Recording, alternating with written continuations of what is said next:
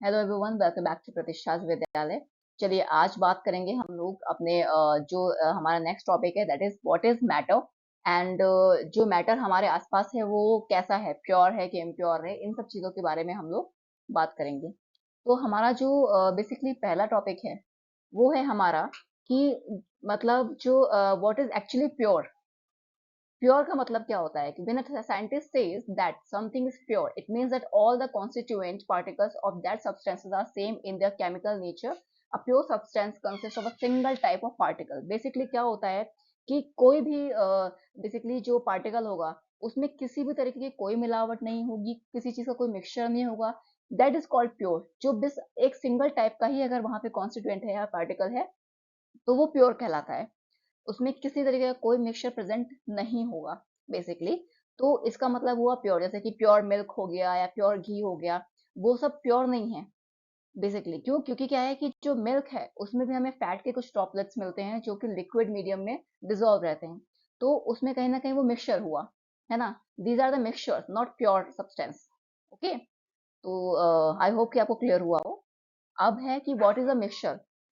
Mixtures are made up of more than one pure form of matter. Matter mixture का मतलब यही हुआ जो एक से ज्यादा प्योर फॉर्म से बनते हैं, that is called mixture. Like minerals हो गया या सॉइल्स हो गया, सॉइल्स में भी आपको बहुत सारी चीजें मिलती हैं, सिर्फ सॉइल नहीं होती, वहां पर आपको बहुत सारे कंकर पत्थर मतलब एवरीथिंग, जो बहुत सारे पार्टिकल्स मिल करके अगर एक बेसिकली कंपाउंड बना दे रहे हैं तो that is a mixture compound. Okay, not a pure compound. Pure मतलब सिंगल फॉर्म।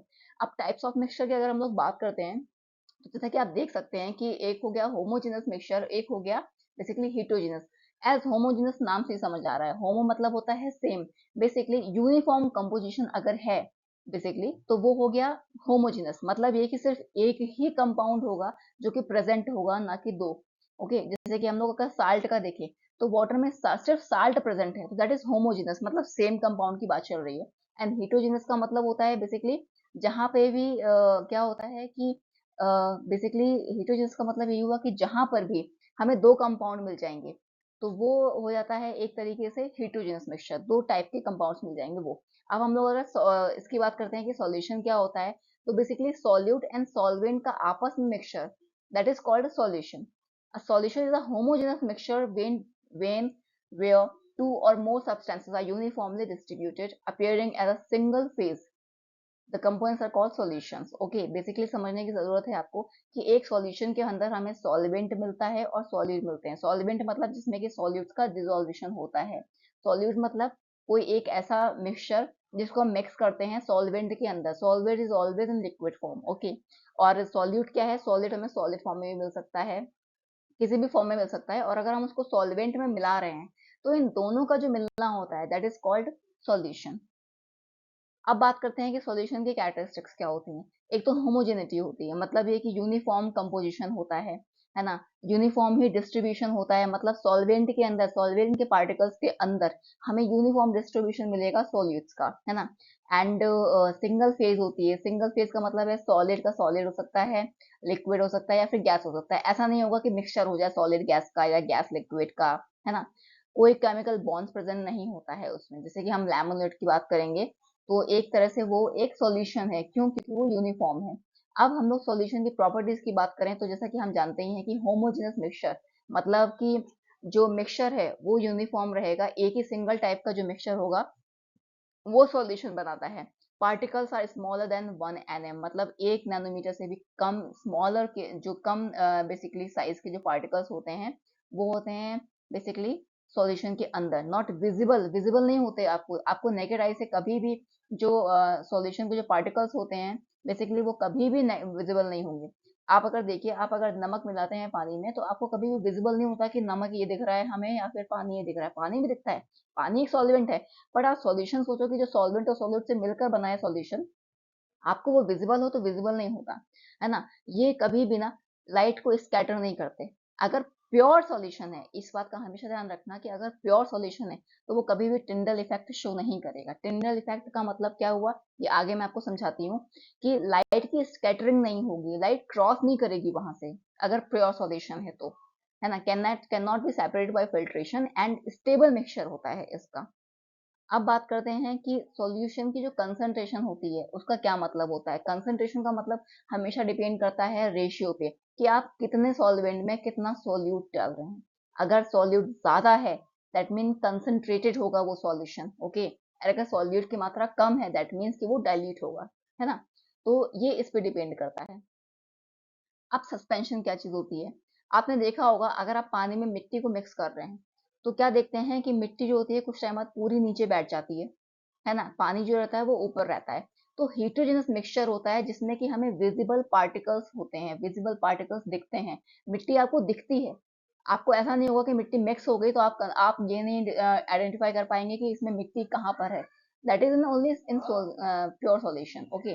लेकिन कभी भी ना सस्पेंशन में ऐसा नहीं होगा कि आप बेसिकली आप दोनों चीजों को डिफाइन ना कर पाए, दोनों चीजों को आइडेंटिफाई ना कर पाए। आप हमेशा क्या होगा, सस्पेंशन का मतलब है जो चीज नीचे बैठ जाती है एंड जो लिक्विड होता है वो ऊपर रहता है, तो that is called suspension, okay.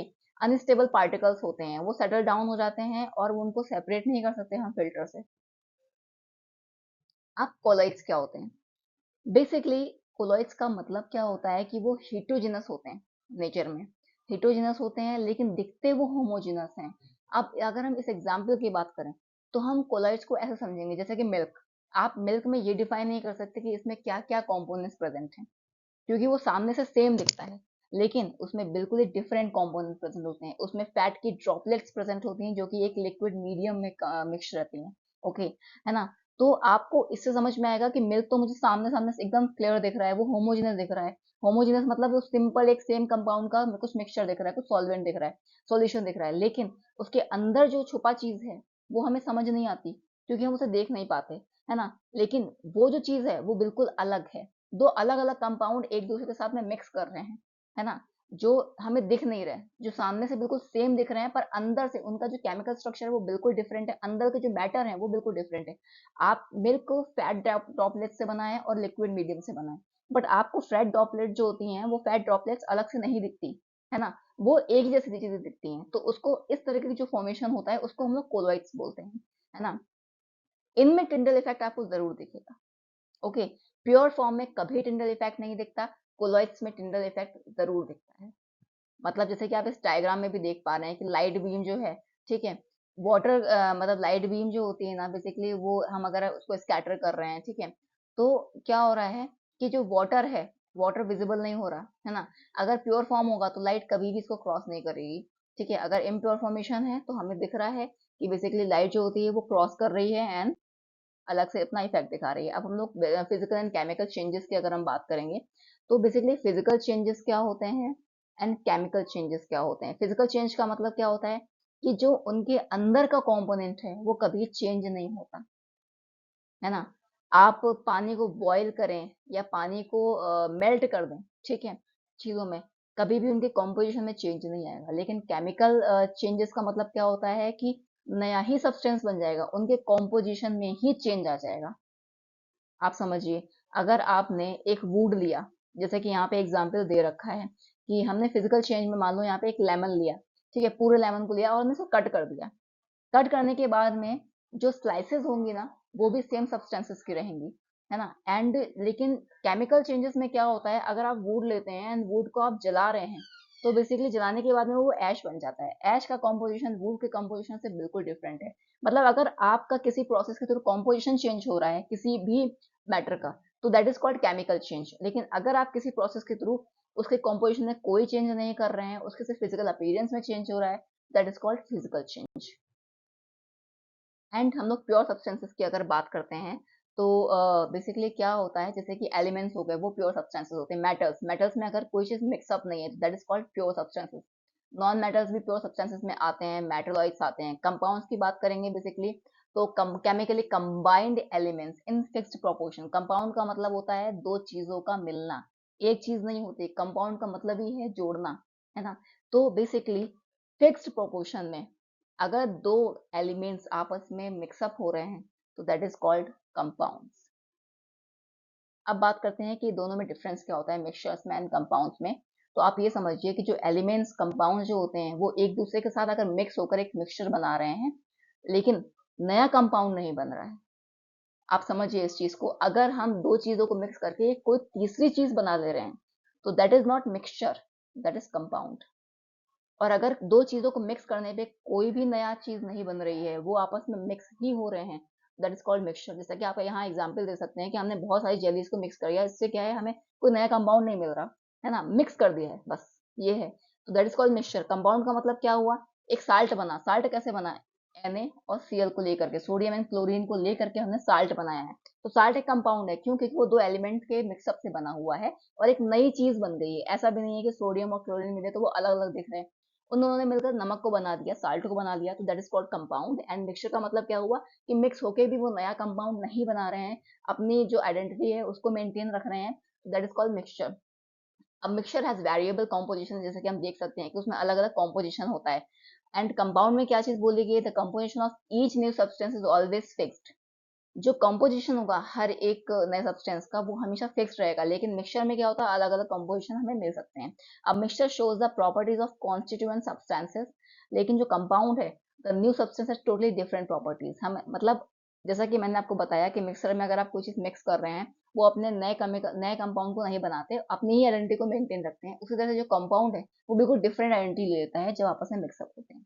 तो बेसिकली, और मिक्सचर को क्या है, हम लोग इजीली सेपरेट कर सकते हैं फिजिकल मेथड से, जबकि कंपाउंड को नहीं कर सकते। आप नमक को सेपरेट करके क्लोरीन और सोडियम में कन्वर्ट नहीं कर सकते इस तरीके से कि फिजिकली आप उनको कन्वर्ट कर दें, ऐसा कुछ भी नहीं हो सकता। अब प्योर सब्सटेंसेस की अगर हम लोग बात करें, तो what is pure substances, made up of only one type of particle. आप समझिए, सिर्फ अगर एक ही पार्टिकल प्रेजेंट है, उसमें कोई दूसरा पार्टिकल प्रेजेंट नहीं है, तो वो एकदम प्योर है।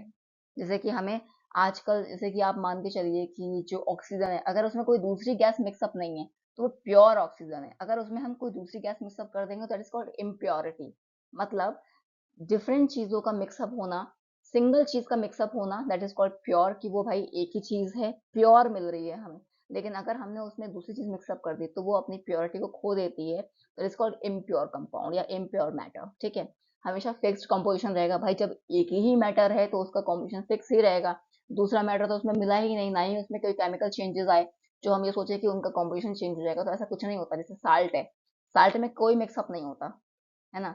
ऑक्सीजन गैस हो गई, गोल्ड, गोल्ड लेकिन आजकल इम्प्योर होने लग गया है, क्योंकि गोल्ड में क्या होता है, मोस्टली लोग तांबा मिला देते हैं या कुछ मिला देते हैं, तो इसीलिए हम उसको बोल देते हैं कि इम्प्योर है। इसमें गोल्ड हमें नहीं मिल पा रहा, पूरा पूरा प्योर गोल्ड नहीं मिल पा रहा है।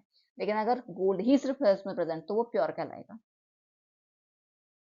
अब हम लोग सॉल्यूशन की कंसंट्रेशन की बात करेंगे। जैसा कि हमें पता है कि सॉल्यूट और सॉल्वेंट के रेशियो पे डिपेंड करती है ना, मास पे डिपेंड करती है। मतलब अब सैचुरेटेड सॉल्यूशन का यहाँ से क्या मतलब होता है, सैचुरेटेड का मतलब हुआ जैसे कि आपने कुछ खाना खाया, आपका पेट भर गया, आप सैचुरेट हो गए, आप उससे आगे खाना नहीं खा सकते या उससे आगे आपको जरूरत नहीं है।